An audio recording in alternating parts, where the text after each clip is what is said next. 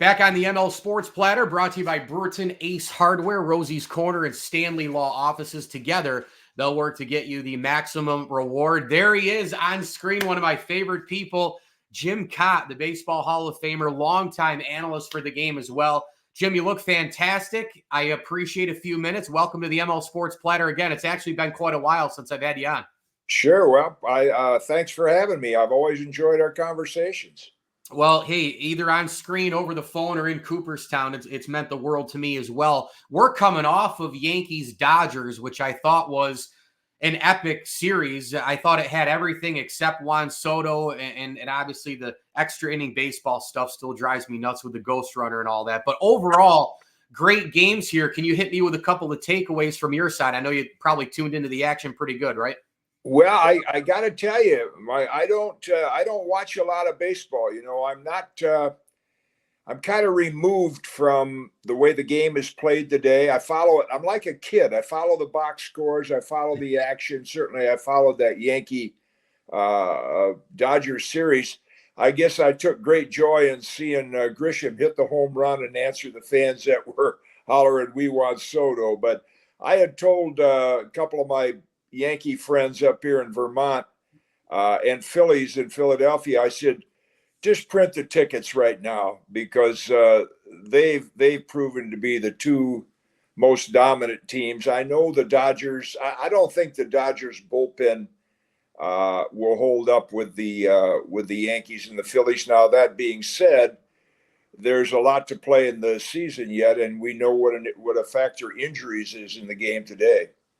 Yeah, no doubt about it. And we've also seen teams where winning 100 games doesn't mean anything. You can get in as a wild card and win 87, 88 games, and a couple things go your way, and off you go. It's, as time goes on, it makes you think about all those past dynasties, right? We haven't had a winner as a repeat team since the 2000 Yankees, and it makes you appreciate dynasties from long ago even more, right? I mean, even in my lifetime, your lifetime, 25, 30, 40, 50 years, 60, you can go back as long as you want. The dynasty in baseball right now just seems dead, despite what people want to say about the high payroll teams. It's always the same ones. It's Dodgers, Yankees, this and that. But really, Jim, it's not dynasties anymore. We can't get repeat winners. We get Arizona here. We get Texas there. We get a lot of teams in, the Phillies here, another club there. We don't get dynasties anymore. I was talking to Raleigh Fingers about that. I was recently at Cooperstown for the Negro League, honoring, the statue of Hank Aaron and then honoring the Negro Leagues. And I said, Raleigh, your Oakland A's of the early 70s doesn't get enough credit. And I was with the Twins in the late 60s, and we won the division a couple of years in a row when they went to division play. And then I said to Harmon Killebrew one day when we saw Bando and Rudy and Campaneris and Raleigh and names that today's young fans haven't heard of probably, but I said, these guys are really going to be good. You could kind of see that. And they were 72, 3-4. They won 3 straight, but you're right. They don't have the dynasties. And now, where we thought that the central fund and the draft and everything would create parity, it hasn't. I mean, right now, the National League races basically are over. I mean, I don't see anybody coming back against the Phillies or the Dodgers and the Brewers. Maybe the Cubs have been a disappointment, but we're still seeing that big gap between the haves and the have-nots. I don't have the answer, the solution. My mission these days and in my podcast is I hope that baseball, that MLB finds a way to begin to put the focus on execution on the field and not, hey, he threw 17 pitches over 100 miles an hour, because kids see that, and now we're getting injuries all the way down into our young kids. And that's what's missing in the game. The commissioner will say that first and foremost, the starting pitcher matchup. The only game I would buy a ticket to see today is if Shoto Amanaga with the Cubs was pitching against Ranger Suarez of the Phillies. There you go. Two lefties, couldn't black your eye from 60 feet, Yep. But they could pitch, and that would be enjoyable to watch. But baseball is putting all this emphasis on speed and power and strikeouts, and they're losing the teachers that can teach players how to actually play the game and execute their talent. Yeah, you're right. Spin rate, launch angle, all these different things. We have Tommy John left and right all across the board. You're right. I mean, there is the gap in baseball, but again, you get in the playoffs and you see what happens. I mean, the Dodgers have spent probably north of $3 billion at least in the Dave Roberts era.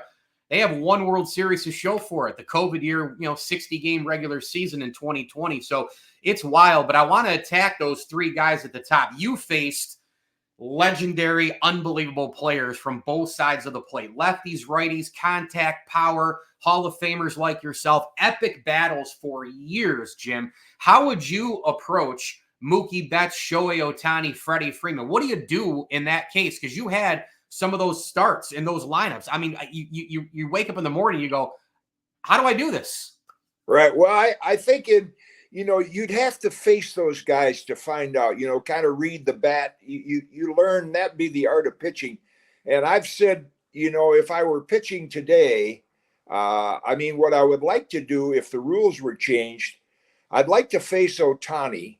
I respect his hitting ability, but I would like to see him go up there without any body armor and then be able to brush him off the plate. Yeah. And probably the same with Freddie Freeman as a lefty against lefty. Sure. Mookie's a hold it, Mookie is so quick on the inside pitch. You'd have to figure out. I know that there are current people that say, well, your fastball and the stuff you guys threw wouldn't play today. See, I think it might play even better because guys are geared for 97, 98. We didn't care about miles per hour. We cared about movement.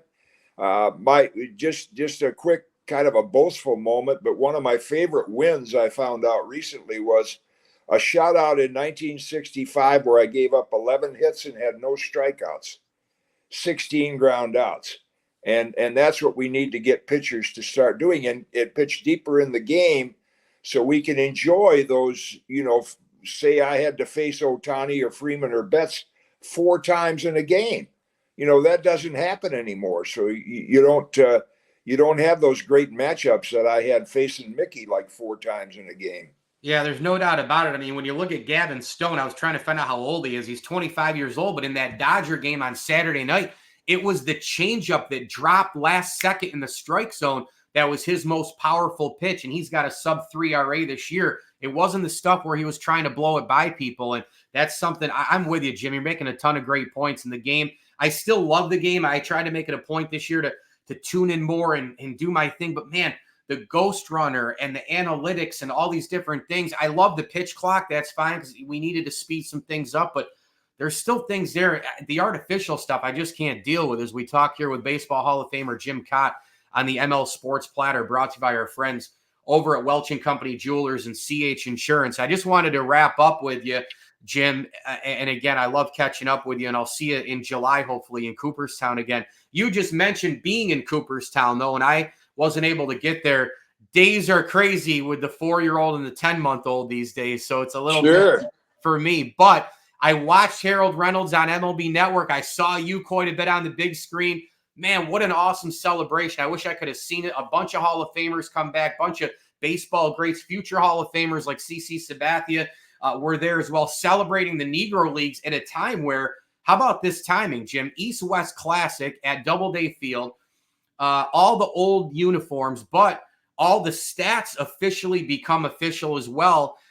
Kind of rope all of that together. How do you feel about the numbers being included with the major leagues and your weekend in Cooperstown? You want to kind of tie it all in because I got to tell you, man, it's been a long time coming for people to understand Oscar Charleston and Josh Gibson. And, you can see my Monarchs hat on right now and Satchel Paige. I've always been a big time Negro League fan.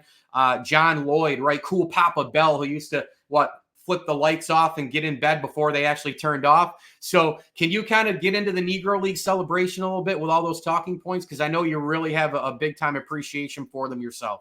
Yeah, it was really a great weekend there, rubbing elbows with some of the recently retired players like Dexter Fowler and Edwin Jackson. Tony Gwynn Jr. was there. And, of course, coming up in a couple weekends, they're going to have the big game down at Rickwood Field. Right. And I actually played there in the Southern Association in the late 50s. But you're right. It's a long time coming.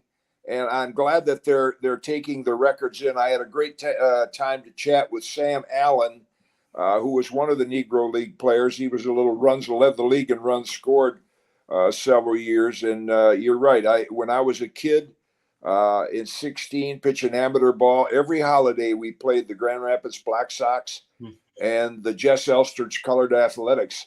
And I always had a lot of respect and questioned, being a white kid growing up in southwestern Michigan, why weren't these guys allowed to play? So I think now finally a lot of time has been wasted, but they're getting some of the justice they deserve. Well, again, as it always is, whether it's on the screen, over the phone in Cooperstown, I just can't get enough of chatting baseball with you. Jim Kaat, the Baseball Hall of Famer, here on the ML Sports Platter, brought to you by our good friends over at Burn Dairy and Stanley Law Offices. Together, they'll work to get you the maximum reward. Jim, thanks so much for getting on and chatting a little baseball with me. Stay well. You look terrific. I'll see you in just over a month, okay, in one of my favorite places in the world, Cooperstown, New York. I'll look forward to it.